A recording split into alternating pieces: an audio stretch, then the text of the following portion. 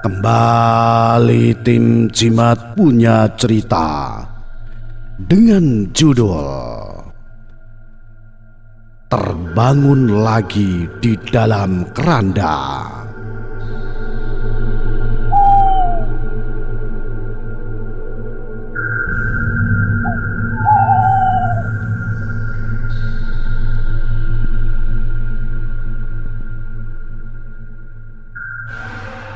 Kematian sudah menjadi suatu kepastian bagi setiap manusia yang hidup.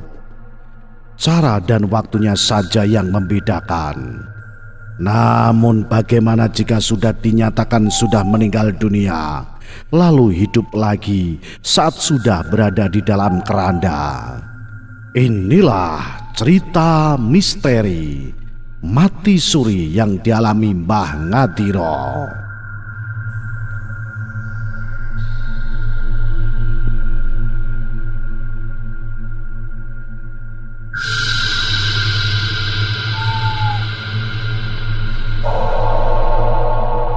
Mbah Ngadiro ini sudah dinyatakan meninggal. Hingga ketika sedang digotong dalam keranda, sebuah keajaiban terjadi.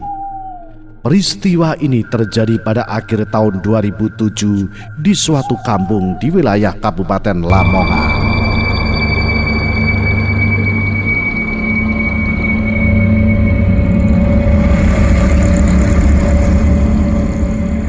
Hiduplah seorang kakek tua bernama Mbah Ngadiro. Ia sebatang kara hidup sendirian di sebuah rumah yang cukup sederhana, namun terbilang kokoh untuk ukuran rumah tua. Tak sedikit menganggap rumah bernuansa adat Jawa itu dianggap memiliki aura mistis. Mbah Ngadiro usianya hampir 100 tahun. Hari-harinya dihabiskan untuk mengembala kambing. Meski hidupnya cukup sederhana, di kampung itu beliau paling dituakan dan sangat dihormati. Tak jarang orang meminta nasihat kepada Mbah Ngadiro. Mbah Ngadiro ini dikenal sebagai orang yang baik dan ramah. Tak jarang ia ngasih nasihat kepada anak muda di kampungnya. Tak heran jika banyak orang menyukai kepribadian pria tua renta itu. Meski hidup sebatang kara, Mbah Ngadiro mempunyai cucu angkat bernama Rara.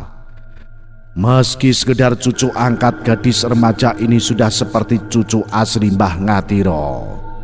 Jika ada kesempatan, Rara selalu menyempatkan bermain ke rumah Mbah Ngadiro. Di rumah itu Rara menyempatkan membantu merapikan dan membersihkan rumah Mbah Ngadiro. Dari semua seisi rumah, ada satu ruangan yang tak berani dimasuki Rara. Ruangan itu terbilang khusus bagi Mbah Ngadiro. Benda-benda klasik banyak terpampang di ruangan tersebut. Tak jarang Rara pun dibuat merinding jika melihatnya. Bahkan pernah sekali waktu Rara dikagetkan dengan suara gaduh di ruangan tersebut. Padahal saat itu Mbah Ngadiro sedang tidak ada di rumah. Namun itu tak dipedulikan oleh Rara. Ia tetap fokus pada membersihkan seisi rumah Mbah Ngadiro. Suatu hari Rara memberanikan bertanya kepada Mbah Ngadiro terkait benda-benda mistis di ruangan tersebut. Namun Mbah Ngadiro hanya menjawabnya dengan senyuman. Rara tak ambil pusing terkait pertanyaannya yang tak dijawab Mbah Ngadiro. Ia kembali merapikan si rumah Mbah Ngadiro. Hari sudah menjelang sore. Rara memutuskan pulang ke rumahnya yang memang tak jauh dari rumah Mbah Ngadiro. Keesokan harinya Rara beraktivitas seperti biasa. Pagi hari ia berangkat ke sekolah, layaknya gadis-gadis remaja seusianya di kampung tersebut. Sementara di tempat terpisah, Mbah Ngadiro berangkat mencari rumput untuk makan kambingnya. Hari sudah menjelang tengah hari. Waktu menunjukkan pukul 11.45 waktu Indonesia Barat. Mbah Ngadiro nampak sudah berada di rumahnya. Setelah makan dan melaksanakan sholat 5 waktu, ia lalu beristirahat di kamarnya. Tak lama kemudian ia pun terlelap. Sementara Rara baru aja pulang dari sekolahnya. Sesaat ia sedang berbincang-bincang dengan orang tuanya. Tiba-tiba Rara dikejutkan kedatangan seorang tetangga Rara yang datang dari arah pintu depan. Ia terlihat kelelahan seperti habis berlari. Tanpa basa-basi ia menyampaikan kabar untuk Rara. Ra, kamu cepat ke rumah Bang Adiro, Ra. Cepat ke rumah Bang Adiro, Ra. Ucapnya sesekali mengatur nafasnya karena habis berlari. Rara terlihat sedikit heran dan kaget. Katanya, ada apa? Aku harus cepat-cepat ke rumah Bang Adiro. Ra, Bang Adiro meninggal dunia, Ra. Tanpa pikir panjang, Rara bersama orang tuanya langsung menuju rumah Mbah Ngatiro. Hanya beberapa saat, Rara sudah tiba di rumah Mbah Ngatiro. Terlihat para tetangga sudah berkumpul. Rara terlihat masih belum percaya dengan apa yang terjadi. Apalagi setahu dirinya, tadi pagi Mbah Ngatiro masih terlihat sehat dan sempat mencari rumput. Selangkah demi selangkah, lalu Rara masuk ke dalam rumah Mbah Ngatiro. Di tengah rumah ia melihat sesosok tubuh tua renta yang sudah kaku ditutupi kain. Sementara orang-orang di sekelilingnya terlihat membaca Al-Quran secara bersamaan. Tak ada kata-kata yang terucap dari mulut Rara. Matanya mulai sembab. Tak lama kemudian air matanya pun terjatuh. Hatinya terpukul. Kakek tua yang ia amat sayangi kini sudah terbujur kaku. Tak ada lagi nasihat dari kakek tua itu kepada Rara. Kaki Rara tiba-tiba seakan lemas. Ia hanya tertunduk di samping jenazah Mbah Ngatiro. Ingin menangis kencang-kencangnya, namun ia merasa malu dengan para tetangga yang sudah memenuhi rumah Mbah Ngatiro. Para tetangga juga tahu Rara lah yang selama ini dikenal paling dekat dengan Mbah Ngatiro. Saat itu Rara teringat pesan-pesan yang disampaikan Mbah Ngatiro kepada dirinya. Saat itu Mbah Ngatiro meminta Rara memperbanyak sedekah dan tidak meninggalkan sholat 5 waktu. Tiba-tiba tangannya memberanikan diri membuka kain yang menutupi wajah Mbah Ngatiro. Terlihat senyum tipis di raut wajah Mbah Ngatiro, seakan-akan tak ada beban lagi dalam hidupnya. Air mata Rara pun lagi-lagi tak tertahankan. Hatinya menjerit sejadi-jadinya. Orang tua Rara lalu mencoba menenangkan hati putrinya tersebut. Mereka paham betul bahwa Rara sangat terpukul atas kepergian Mbah Ngatiro. Waktu terus berlalu. Pengurusan jenazah Mbah Ngatiro sudah selesai. Sudah waktunya jenazah itu dikuburkan. Suara takbir pun mengiringi jenazah Mbah Ngatiro yang saat itu mulai dibawa menuju TPU di kampung tersebut.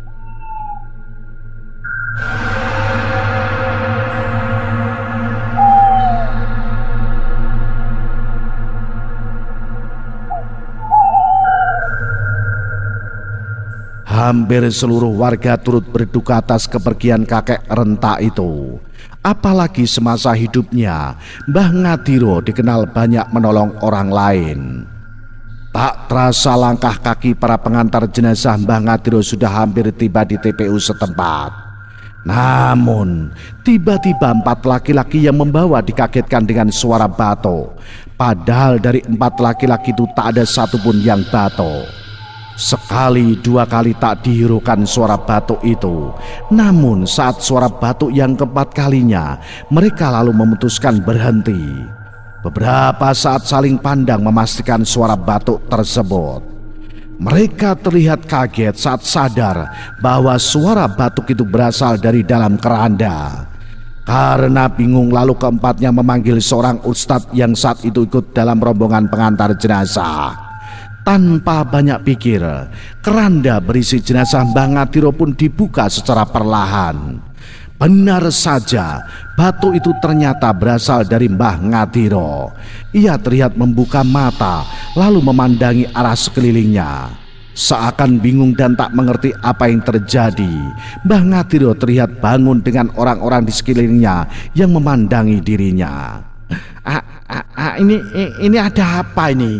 Saya di mana? Tanya Mbah Ngatiro. Belum pertanyaan Mbah Ngatiro dijawab, sang ustadz lalu meminta semua kain kafan yang membungkus tubuhnya dibuka, termasuk kapas yang menutupi hidung dan mukanya. Mbah Ngatiro lalu dibawa kembali ke rumahnya. Hanya beberapa saat cerita Mbah Ngatiro yang mengalami mati suri pun menyebar. Ada yang merasa ketakutan, tak sedikit pula yang menganggap itu merupakan hidayah. Singkat cerita, para tetangga yang semula memenuhi rumah Mbah Ngatiro sudah kembali pulang ke rumah masing-masing. Hanya Rara yang masih setia menemani Mbah Ngatiro. Sementara orang tua Rara juga sudah berpamitan. Suasana rumah Mbah Ngatiro kembali sepi. Hanya ada ia dan Rara. Saat itulah Mbah Ngatiro menceritakan apa yang dialaminya selama mati suri. Kepada Rara kisah itu ia ceritakan dari awal hingga akhir.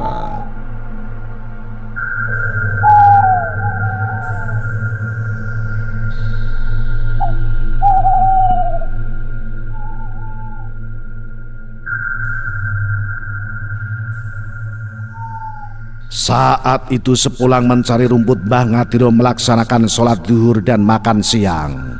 Karena lelah ia pun memutuskan rebahan di kamarnya. Hanya beberapa saat ia pun terlelap.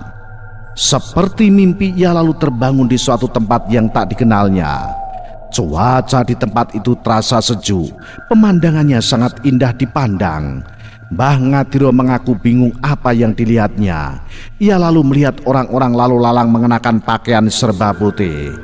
Terlihat mereka membacakan tasbih layaknya sedang beribadah haji. Mbah Ngatiro kemudian mengikuti orang-orang itu karena ia merasa bingung kemana harus melangkah. Tak lama kemudian seorang pria menghampiri Mbah Ngatiro. Badannya tinggi tegap, wajahnya tampak bersinar. "Mbah, kamu sedang apa di sini?" ucap pria itu. "Saya nggak tahu. Saya juga bingung kenapa saya tiba-tiba ada di sini," kata Mbah Ngatiro menjawab pertanyaan pria tersebut. Lalu pria itu kembali berucap, Mbah ini belum waktunya ada di sini. Jadi sekarang Mbah pulang saja." "Tapi saya bingung harus lewat mana." Pria itu kemudian menunjukkan sebuah pohon yang di sekelilingnya nampak bercahaya. Tanpa pikir panjang, Mbah Ngatiro menuruti apa yang diperintahkan pria itu.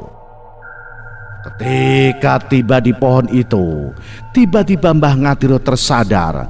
Namun ia merasa bingung berada di mana. Pandangannya gelap, hidungnya tersumbat kapas. Atas alasan itulah kemudian ia terbatuk. Setelah dibuka, Mbah Ngatiro baru sadar bahwa ia berada di dalam keranda. Usai menceritakan kisahnya itu, Mbah Ngatiro kembali memberikan nasihat kepada Rara. Rara pun tak banyak bicara. Hatinya kembali tenang saat melihat Mbah Ngatiro terlihat sehat seperti biasa lagi.